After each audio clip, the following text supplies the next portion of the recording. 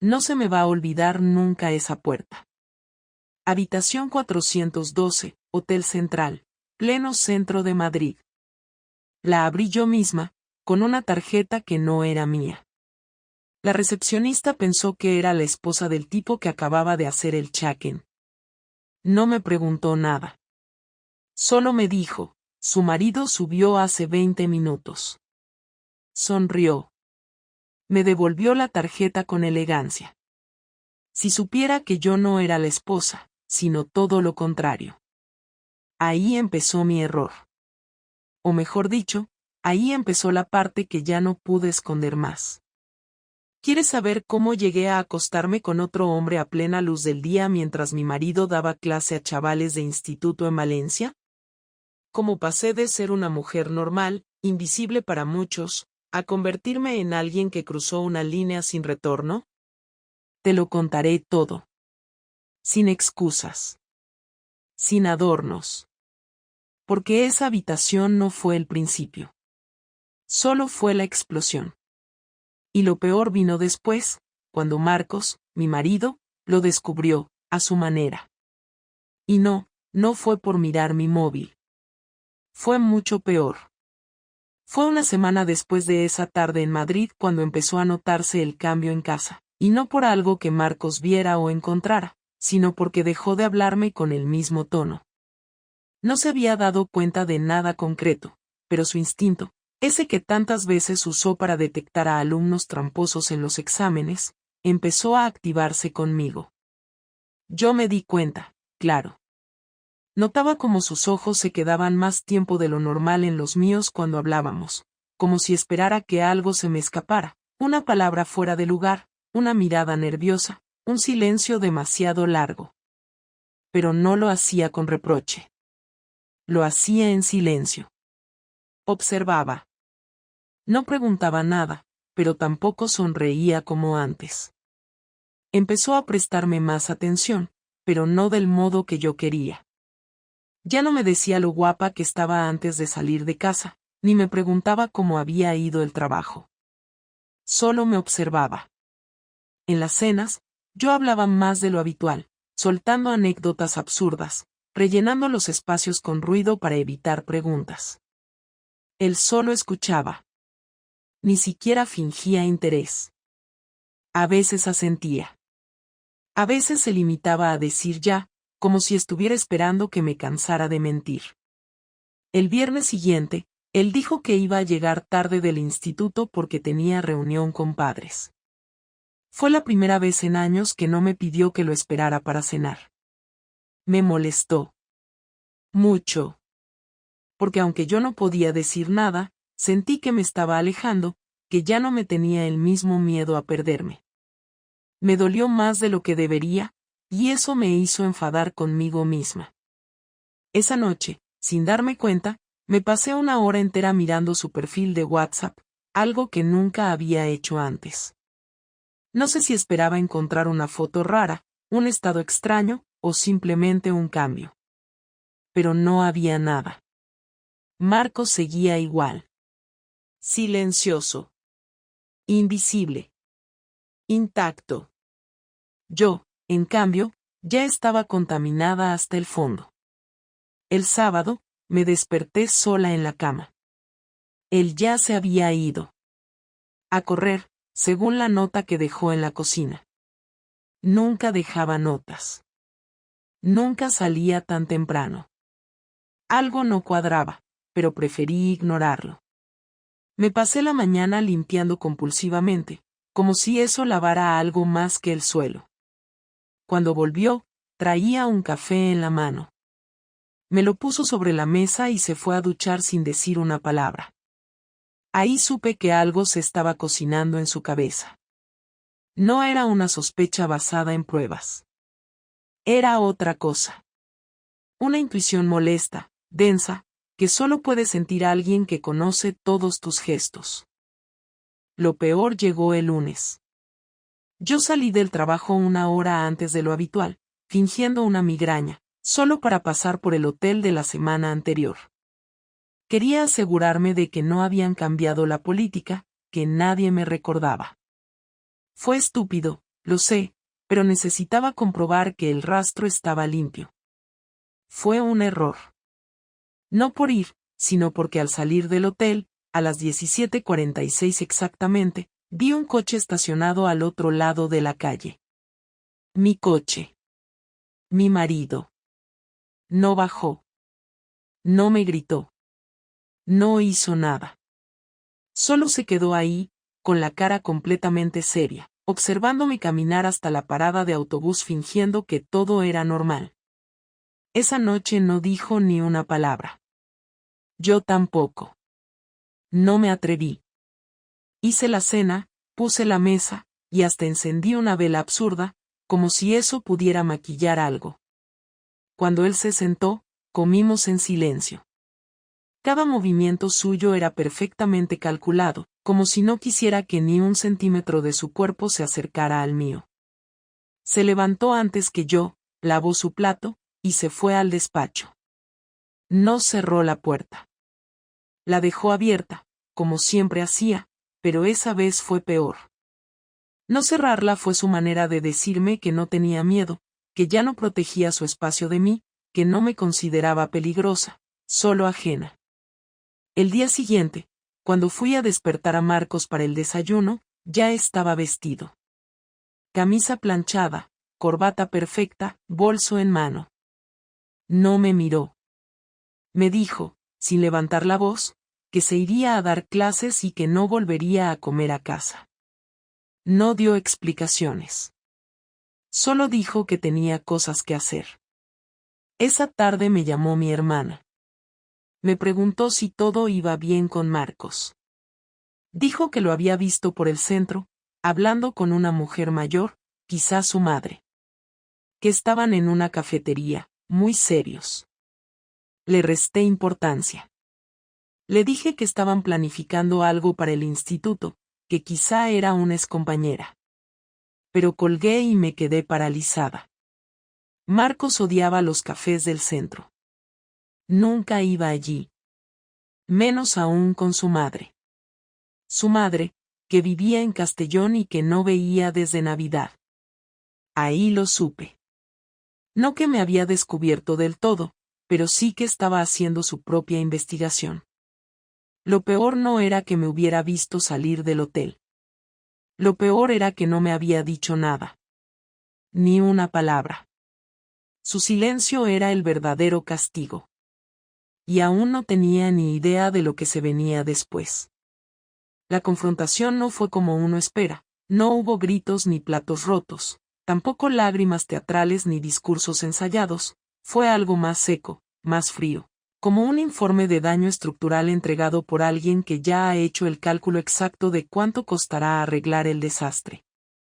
Fue el miércoles por la noche, después de que yo llegara de trabajar y encontrara la casa demasiado en orden, sin señales de vida en el salón, con la luz del comedor encendida pero sin comida ni platos ni rastro de que alguien hubiese pasado por allí durante el día, solo un sobre blanco encima de la mesa con mi nombre escrito con su letra, esa letra que siempre usaba para firmar las tarjetas de cumpleaños o los post-its que me dejaba antes de salir. Lo abrí sin pensarlo, con las llaves aún en la mano, y dentro había una nota breve, 5 líneas, directas, sin titubeos: tenemos que hablar. Estaré en casa a las 10. Por favor, no me mientas esta vez. Ya sé lo que vi, pero quiero escucharlo de ti. Marcos. No me senté, no comí, no puse la televisión ni me duché. Me quedé caminando en círculos como si eso sirviera para quemar el pánico. Cuando escuché la puerta abrirse a las 21:58, sentí un sudor frío que me bajó por la espalda como si tuviera fiebre. Entró sin mirarme, dejó las llaves sobre la repisa, se quitó los zapatos como siempre hacía, y se fue directo al salón. Me hizo un gesto para que lo siguiera, y cuando me senté frente a él, no hubo preámbulo. ¿Dormiste con él?, dijo, sin levantar la voz, pero sin temblor ni vacilación, con una firmeza que dolía más que si me hubiera gritado. No supe qué decir durante al menos 20 segundos, que se sintieron como 5 minutos. Pensé en negarlo, en inventar algo, en diluirlo en una excusa estúpida sobre un malentendido, pero no sirvió. Marcos no era idiota y yo ya no tenía energía para actuar. Así que asentí. Ni siquiera dije sí. Solo asentí, con la boca apretada y los ojos fijos en sus manos. ¿Lo conoces de antes?, preguntó después, esta vez mirando al suelo, como si no quisiera ver mi cara al responder. No. Fue algo que empecé a decir, pero me cortó enseguida. No te excuses, Lucía. No me expliques que fue por vacío emocional, que estabas aburrida, que necesitabas sentirte viva o cualquier cosa de esas. Solo dime cuántas veces. Una. ¿Solo una? Levantó la vista por primera vez.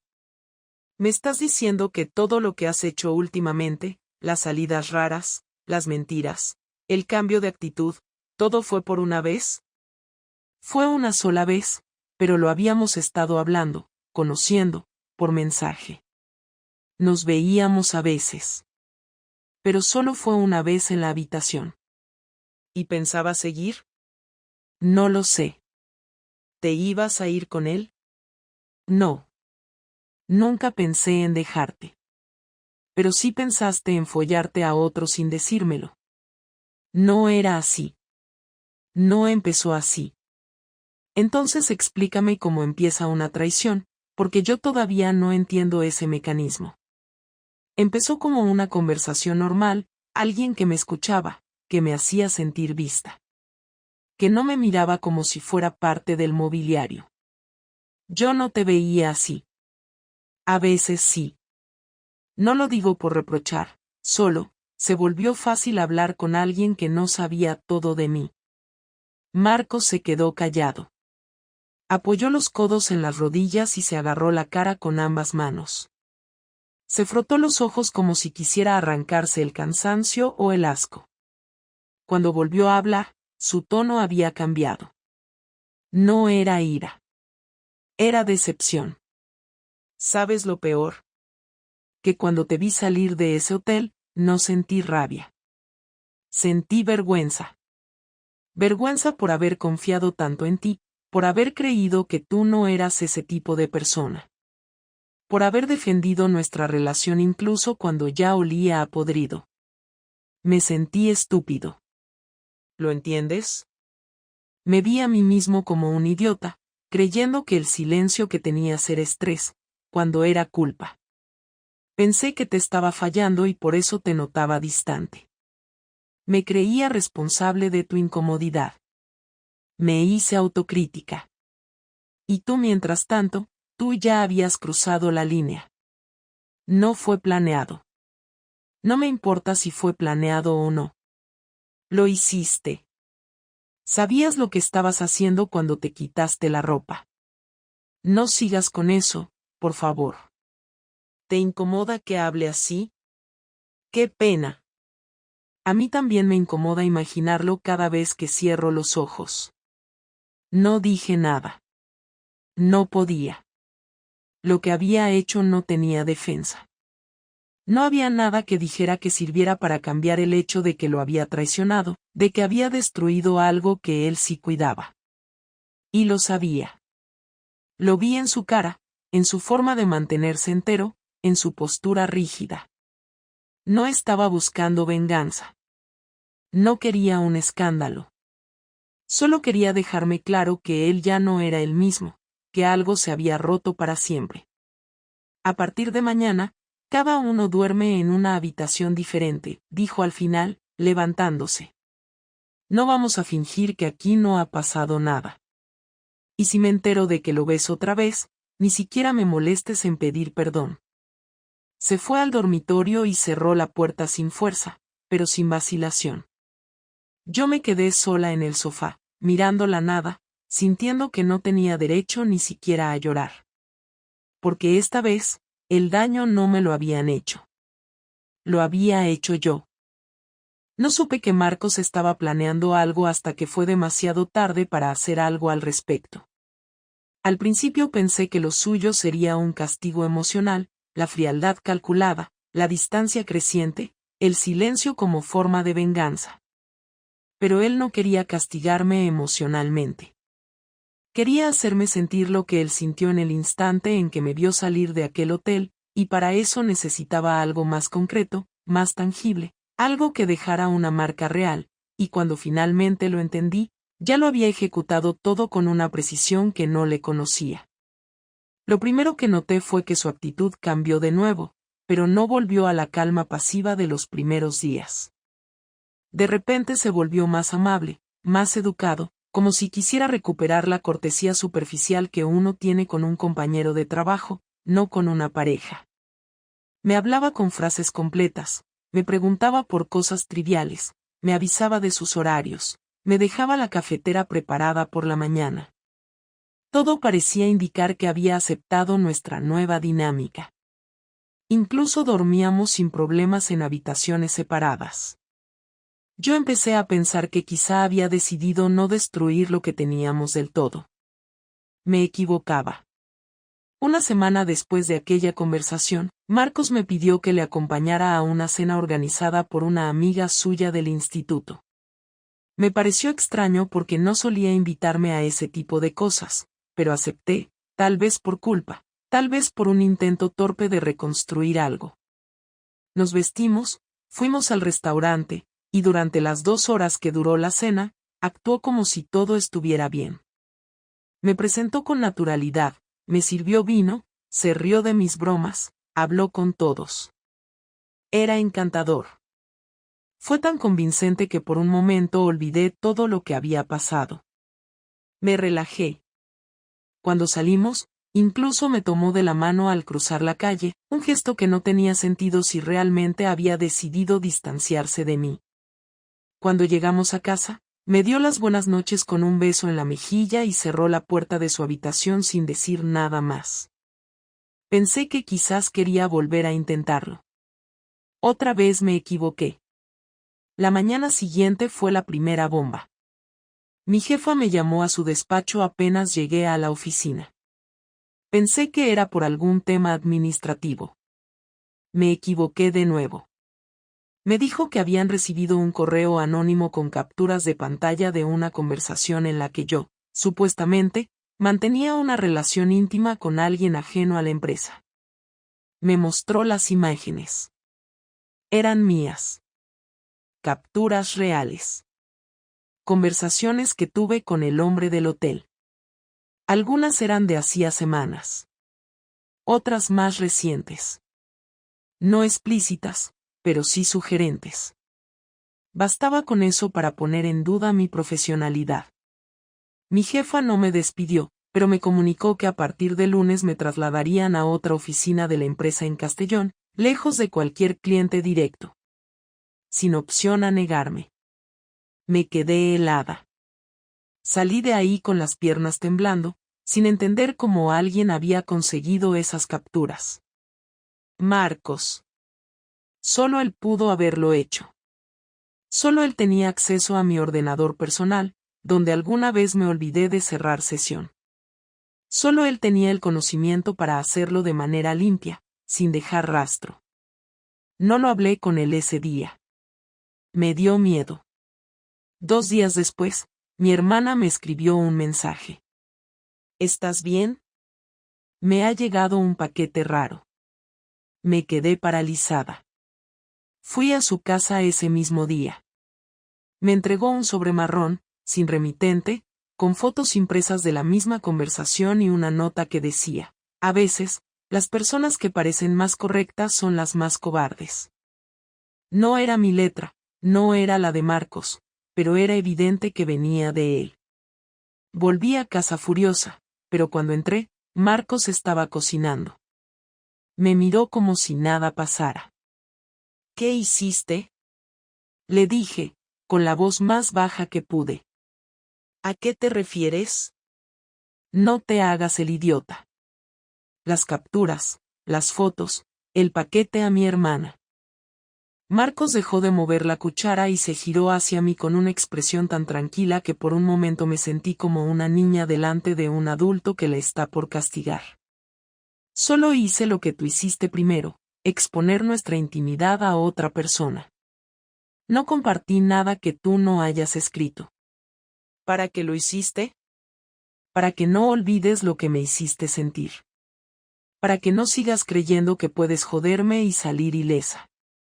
Tú decidiste traicionar, yo solo estoy asegurándome de que esa decisión tenga consecuencias.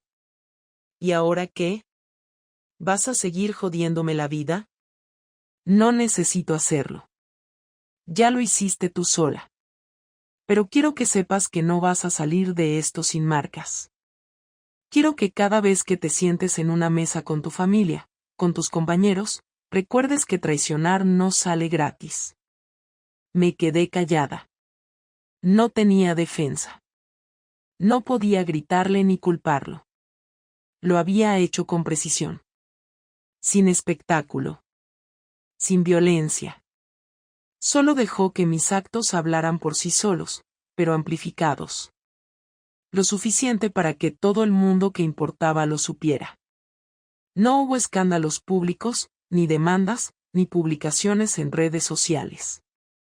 Solo un ataque quirúrgico, directo, que me quitó reputación, confianza y estabilidad.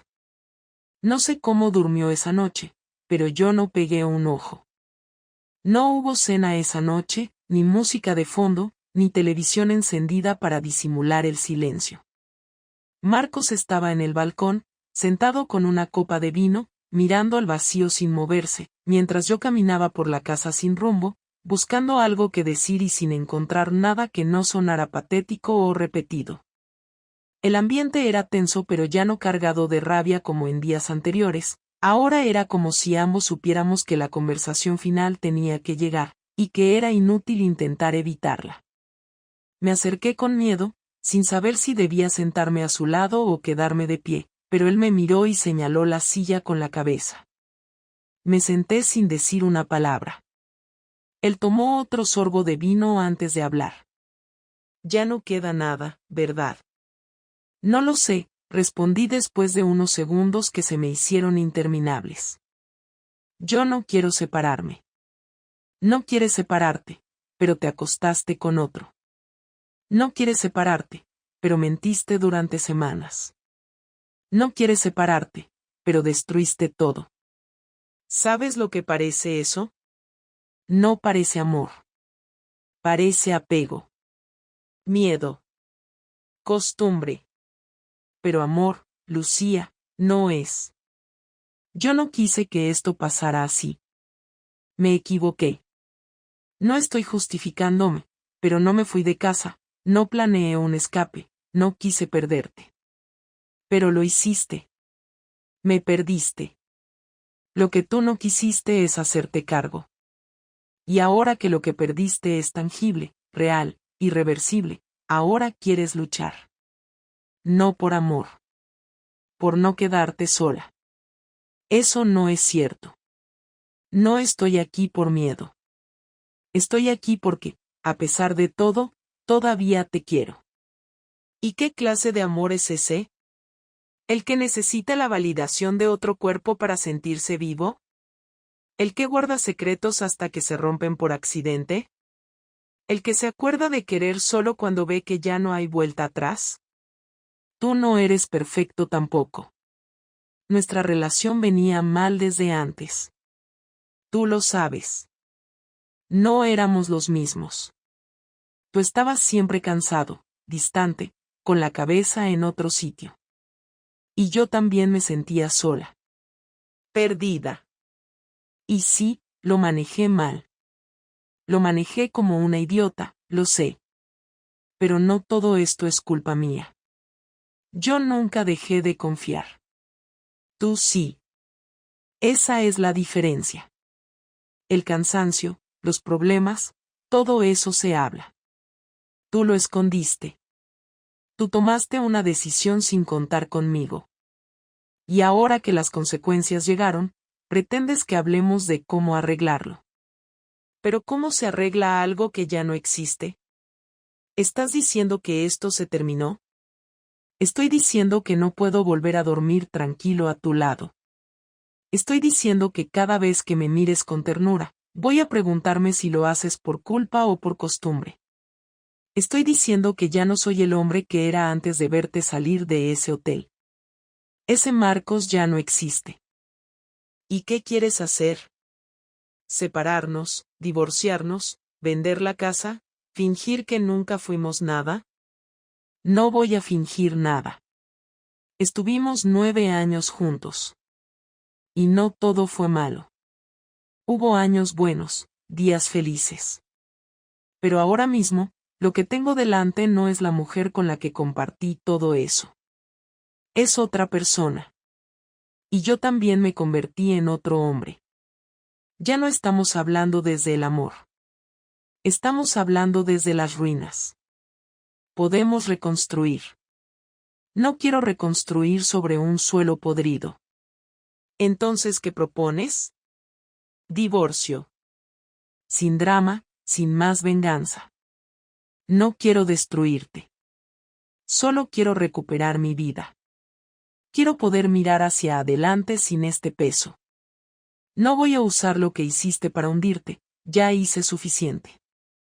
Pero tampoco voy a seguir fingiendo que podemos salvar esto. ¿Y todo lo que vivimos? ¿Todo lo que fuimos? Quedará en el recuerdo. Como todo lo que deja de funcionar. No todo tiene que terminar a gritos. A veces solo hay que aceptar que algo se rompió más allá de lo reparable. No me odias. No. Pero tampoco te respeto. Y eso es aún peor. No supe qué responder. No había más espacio para suplicar ni justificar ni pedir segundas oportunidades. Estaba todo dicho. Él no estaba gritando, ni llorando, ni rompiendo cosas. Estaba entero, sereno, pero completamente ajeno a mí. Yo ya no tenía lugar en su vida, y lo sabía. Me levanté despacio, con los ojos húmedos y el cuerpo helado, y me fui al dormitorio. Me encerré sin ruido y me acosté con la ropa puesta. No dormí esa noche, tampoco la siguiente. Después de esa última conversación, todo se movió rápido. Al día siguiente, Marcos habló con un abogado. No me lo dijo directamente, pero encontré el nombre del despacho anotado en una hoja sobre la mesa del salón, sin esconderla, sin preocuparse por disimular.